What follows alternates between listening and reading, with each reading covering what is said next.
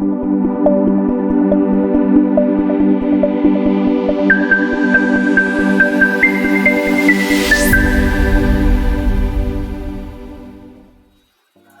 tudo jóia? Sou Henrique Linde e vamos iniciar mais esse vídeo aqui. Dessa vez a gente vai tratar sobre a seção 6 das normas IATF 16949 e ISO 9001, que fala sobre o planejamento, a seção 6, planejamento. A seção 6 é dividida em 3 grupos que a gente pode chamar de 6.1, que são as ações para planejar riscos e oportunidades e seus diversos requisitos. A IATF tem alguns requisitos adicionais aí no 6.1, além do que a 9001 traz. O 6.2, que são os objetivos da qualidade e planejamento para alcançá-los, e o 6.3, que é o planejamento de mudanças. Beleza? A gente vai detalhar para vocês nesse resumo orientativo. Mais uma vez eu agradeço aí a sua participação. Para você que está seguindo aqui nesse vídeo através do nosso treinamento e-learning da plataforma da TargetQ, que você acabou de verificar, de conferir a aula completa sobre a seção 6, e para você também que está aqui no YouTube acompanhando essa sequência de vídeos, não deixe de acessar a nossa plataforma e fazer o treinamento completo com todos os detalhes aí sobre os requisitos, sobre cada seção da norma. Beleza? Vamos lá!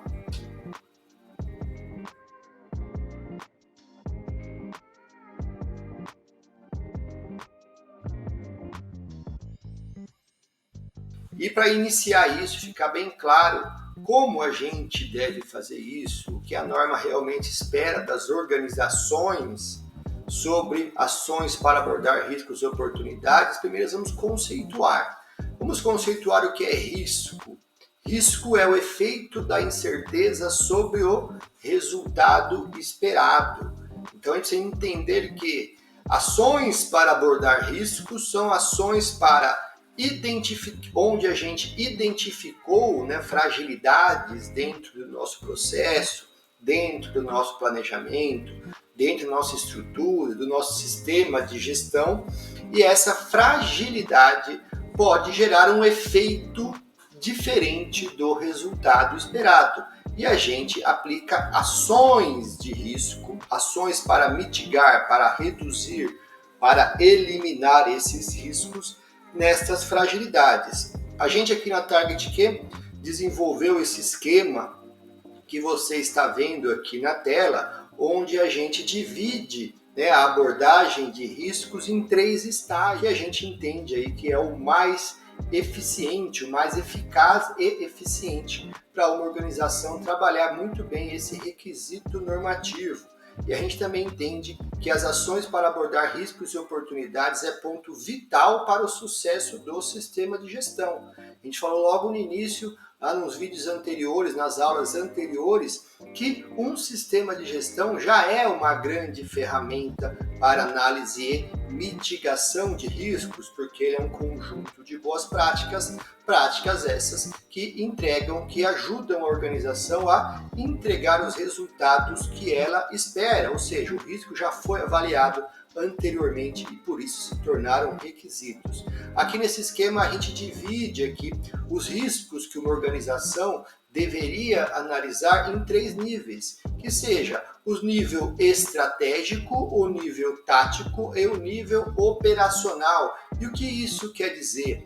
As ações de riscos estratégicos são aquelas que vêm lá da análise de contexto da organização. Lembra que a gente viu lá atrás, lá no início, quando começou a falar da seção 4 da norma, o item 4.1, que é entendendo a organização e seu contexto, e também o 4.2, entendendo as necessidades e expectativas das partes interessadas. Então, esses são riscos estratégicos. Qual que é a estratégia da organização? Dentro desse contexto, a gente avalia e identifica possíveis riscos e toma ações.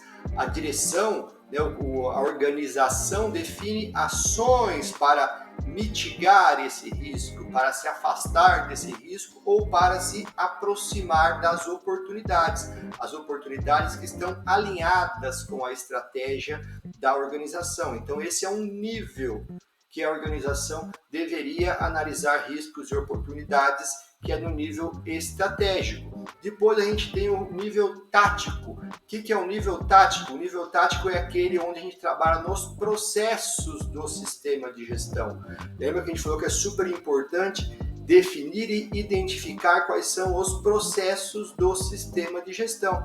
Esses macroprocessos trabalham para que a organização atenda, né, e atinja os seus objetivos estratégicos. E no nível tático, dentro de cada processo, é onde a gente vai alinhar, né, vai amarrar os requisitos normativos. Então, a gente deveria identificar as atividades dentro do processo, como o processo realiza essas atividades, como essas atividades estão alinhadas, né, estão robustamente desenvolvidas para atender os requisitos da organização e verificar se existem fragilidades, sejam fragilidades em recursos de máquinas e equipamentos, sejam fragilidades relacionadas a recursos humanos de competência, sejam fragilidades relacionadas aos métodos de trabalho e fragilidades também relacionadas ao meio de medição, de controle e monitoramento desse processo.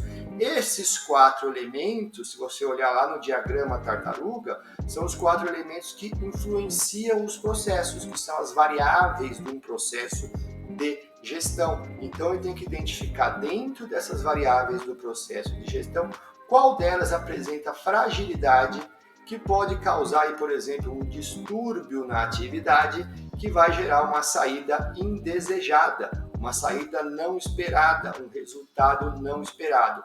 E com base nisso, a gente identifica esse risco e depois classifica, né? Geralmente, as organizações definem um método, um critério de classificação de risco, né, para verificar qual risco que ela vai tratar primeiro e define ações para reduzir, mitigar, eliminar esse risco, ou até mesmo, dependendo do risco, a organização decide conviver com esse risco. E por fim, trabalhando nesses 3 níveis, temos riscos operacionais, que são aqueles riscos que ocorrem na operação do processo, na operação da atividade da organização. E, por exemplo, quando a gente fala em qualidade, quando a gente fala em indústria e especialmente no segmento automotivo, a ferramenta que é utilizada para a gente analisar os riscos operacionais é o FEMEA, análise dos modos de falha e seus efeitos, que é onde a gente vai lá no processo produtivo, por exemplo, etapa a etapa do processo e analisa esse processo, identifica quais são os modos de falhas, quais são os efeitos, quais são as causas de falha e define aí controles, né, controles preventivos, controles detectivos, faz toda aquela medição de NPR ou de PA, né, a prioridade de ação, na nova versão do VDA, e depois, após isso, define ações, né, para reduzir esse nível, reduzir esse risco dentro do processo operacional. Então, esse é o entendimento que a gente tem sobre riscos e oportunidades, e seria super importante dentro da sua organização você pensar isso também. E a IATF suplementa o requisito 9001 em relação a ações para abordar riscos e oportunidades com 3 requisitos. Um requisito que ela chama de análise de risco, onde ela diz que dentro das ações, dentro dos riscos identificados na organização, deve-se considerar riscos relativos ao produto, seja riscos de recall, devoluções, né, refugos, etc., falhas de campo. Tudo isso deve ser incluído na análise de risco e também riscos relacionados à possibilidade de haver cyberataque, né, ataque cibernético na organização. Então isso também deve ser considerado. A IATF já identificou aí alguns riscos que a organização obrigatoriamente deve considerar aí no seu processo de análise de risco, seja nos processos de gestão, seja lá no seu processo, né, operacional, no seu FEMEA de processo. Isso deve constar e deve ser retroalimentado. A IATF continua com o requisito falando sobre ação preventiva. O que esse requisito da IATF quer dizer? Ele vai trazer para você uma regra de como mínima de como você deve tratar as ações para abordar riscos e oportunidades e vai exigir que essas ações para abordar riscos e oportunidades ocorra a retenção de informação documentada. É diferente do que a 9001 né, deixa aí em aberto a retenção de informação documentada, mas aparentemente é óbvio, né, quando você vai analisar riscos sem reter informação documentada, você vai avaliar isso, né, é impossível você fazer isso de forma, digamos assim, sem algum tipo de registro. Aí a TEV determina, tem que haver essa retenção de informação documentada e tem um ponto importante que é a análise de causa do risco, entre outras coisas que o requisito de ação preventiva traz. A análise de causa de risco também deve ser feita. Então ela fala a causa da não conformidade potencial. Não conformidade potencial é o efeito de risco, aí até faz essa relação, e na sequência ela traz um requisito aí que é o plano de contingência. Qual que é a preocupação da IATF nesse sentido? A preocupação é que a organização não pare de fornecer, não ocorra nenhum problema na organização onde o abastecimento seja interrompido. Então a IATF já traz algumas situações de risco, né, em relação à infraestrutura, máquinas, equipamentos, desastres naturais, falta de colaboradores, greve, pandemia, desabastecimento de fornecedores, cyberataque, entre outras situações que a organização precisa avaliar essas situações e definir qual que é a contingência para isso. Lembrando que ação de contingência, a contingência ela vai ser aplicada quando tudo já deu errado, né? Então não adianta você colocar lá, por exemplo, que parada de máquina, de uma máquina-chave, equipamento-chave, você tem como ação de contingência a manutenção preventiva. Isso já é requisito da norma, você realizar a manutenção preventiva. A contingência é quando tudo é errado, você tem manutenção preventiva, você tem spare parts, uma série de coisas, por exemplo, e mesmo assim o equipamento quebrou, mesmo assim vai ficar parado por um longo período ou por um período que possa vir a afetar o abastecimento do cliente. Essa é a ação de contingência. É nesse sentido que você deve pensar sobre esse requisito, o plano de contingência, beleza? E agora temos os objetivos da qualidade e o planejamento para alcançá-los, que é a segunda parte aí da seção 6, que é o requisito 6.2 e seus sub-requisitos. Aqui, a organização precisa definir os objetivos da qualidade. Esses objetivos devem estar alinhados, devem vir desdobrados do planejamento estratégico da organização, do contexto organizacional. E fica aqui um destaque: o objetivo não é indicador, não são os indicadores de processo. Em geral, os indicadores dos processos é a forma que a organização utiliza para medir ao longo do tempo se ela vai alcançar este ou um ou mais objetivos que foram definidos para a organização como um todo. Então é muito comum se confundir indicador de processo com objetivo. O objetivo é algo macro. O objetivo pode envolver diversos processos, diversos indicadores, e a organização precisa pensar nisso. Esse é a questão aí relativa a esse requisito. E não adianta apenas definir o objetivo, precisamos estabelecer o planejamento para alcançá-los. Onde nós estamos, para onde nós vamos é o nosso objetivo e quais ações a gente precisa tomar para alcançar esse objetivo, o que precisa ser feito, quem vai fazer, quais são os recursos necessários, como é que eu vou medir, quando que eu vou avaliar, entre outras questões que devem ser consideradas no planejamento dos objetivos da qualidade.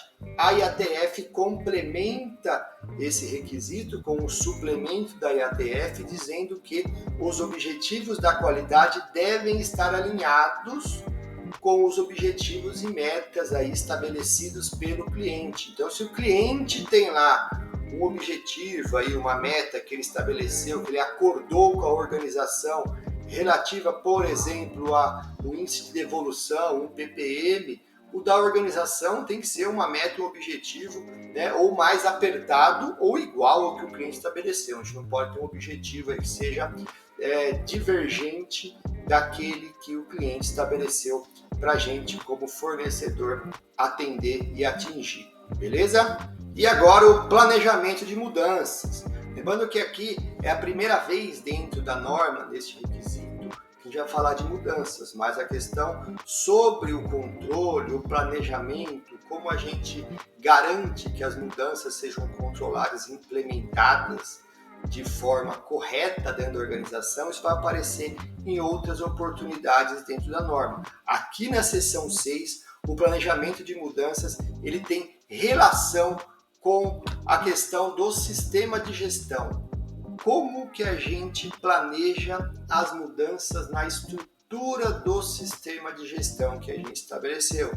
Como a gente planeja as mudanças nos processos do sistema de gestão?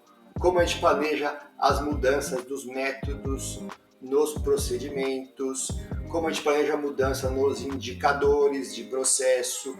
Como a gente planeja a mudança nas pessoas que atuam dentro do processo, dos recursos materiais que atuam dentro dos processos e dentro do sistema de gestão. Então, neste requisito aqui da norma, que serve tanto para 9001 como para a IATF 16949, a gente está trabalhando sobre o planejamento de mudanças no sistema de gestão.